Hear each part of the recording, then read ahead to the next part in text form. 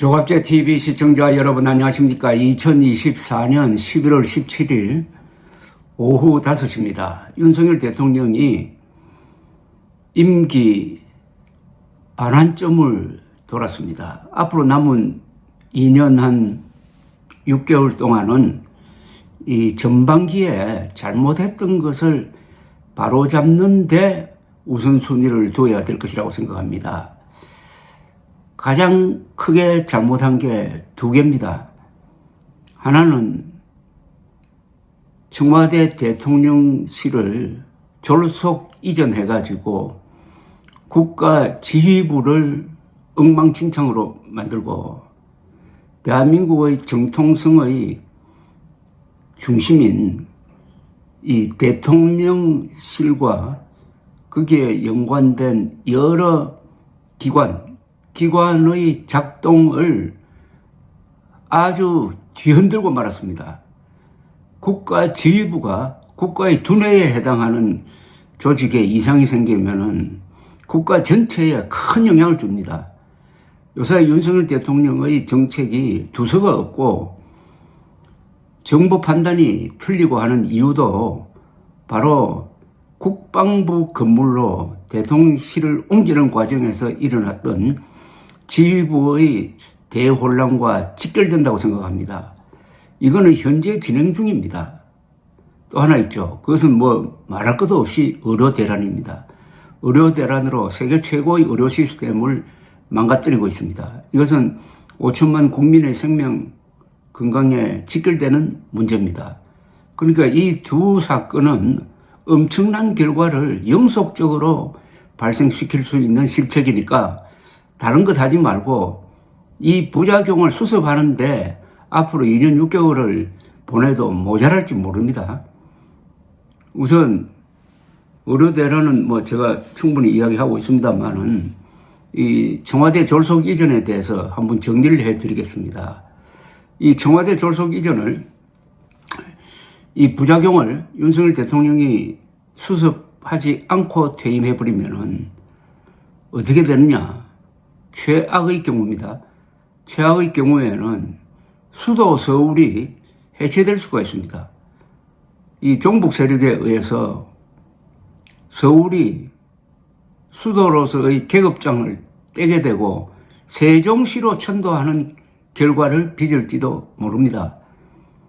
수도가 서울에서 세종시 내륙으로 옮겨버리면은 우리 민족사의 한 원칙이 있습니다. 남쪽으로 수도를 이전하면은 또 내륙으로 이전하면 망하는 수가 있다는 겁니다. 그런 불길한 전망을 낳게 하는 이 청와대 대통령실 이전은 지금 이런 상황입니다. 대통령실이 지금 세 군데로 쪼개졌습니다. 주인이 이름도 지어주지 않는 용산 대통령실, 그리고 한남동의 관저, 그리고 수시로 사용하는 기존 청와대의 행사장, 영빈관 상춘제, 국군 통수권자로서 거의 세계에서 유일하게 출퇴근하는 대통령이 됨으로써 경호병력의 낭비는 물론이고 동선 노출로 늘 저격 사정권에 놓여 있습니다. 국방부는 독자적인 건물을 갖지 못하고 합참 건물로 사실상 쫓겨나간 거죠. 이사를 지금 합참과 동거하고 있습니다. 전시의 지휘부인 대통령, 국방장관, 합참의장이 인접해가지고 적의 공격에 취약합니다. 한 방이면 갈 수가 있다 이 말입니다. 그런데 합참은 남태령 수도 방위사령부 쪽으로 옮긴다는데 예산도 확보하지 못한 상태입니다. 자, 외교부 장관 공관은 외국의 고위 외교관을 접대하는 특수한 기능을 가진 곳이었는데 대통령 부부가 거기서 살겠다고 밀고 들어가는 바람에 삼청동의 비서실장 공간으로 옮겼다가 외교부 장관 공관이 삼청동 비서실장 공간으로 옮겼다가 거기가 너무 좁다고 해서 최근에는 관저는 공정동에 있는 옛 경호처장 관저로 옮기고 행사시설은 비서실장 공간을 그냥 사용하고 있습니다. 이거 참 난감하죠. 아니, 공간을 새로 근사하게 짓고 들어가려니까 시간이 걸린다고 해가지고 외교부 장관 공간을 그냥 뺏어버린 것 아닙니까? 이런 모습이 21세기에 대한민국에서 벌어졌다면은 이건 민주주의 국가가 아니죠. 그리고 또 있습니다. 세종시에는 윤석열 대통령의 대선 공약에 따라서 대통령 제2 집무실 건설이 추진되고 있습니다. 단일화되어야 될 게 이렇게 쪼개졌다 이겁니다.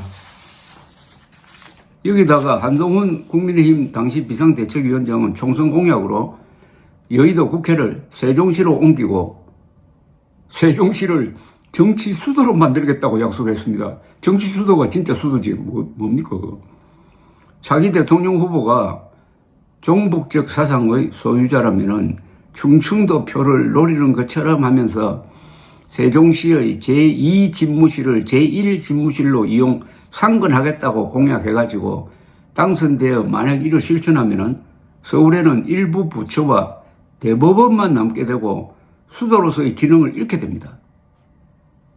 소매치기식으로 천도에 성공하는 식이죠. 남쪽으로 천도하여 망한 고구려 백제의 전철을 밟게 될지 모릅니다.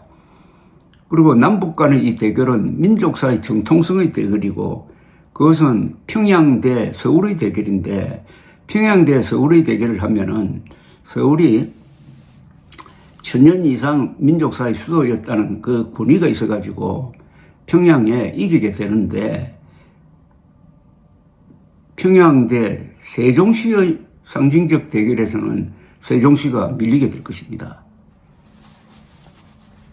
윤석열 대통령의 이 행태에서 두서가 없다는 느낌을 주는 것은 국격에도 기능에도 맞지 않는 대통령실 공간의 영향이 크죠. 공간이 의식을 지배한다는 말이 이 경우에는 맞습니다. 아무런 법적 권한이 없는 대통령 당선인이 밀어붙였던 대통령실 이전의 무모성 또는 무도성은 이렇게 비유하면 아마 이해하기가 쉬울 겁니다. 트럼프 대통령이 새로 당선되었다고 해가지고 갑자기 백악관은 제왕적 권력의 상징이다.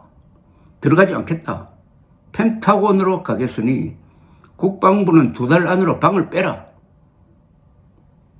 이렇게 밀어붙이면 어떻게 될까요? 아마 취임도 하기 전에 쫓겨날 겁니다.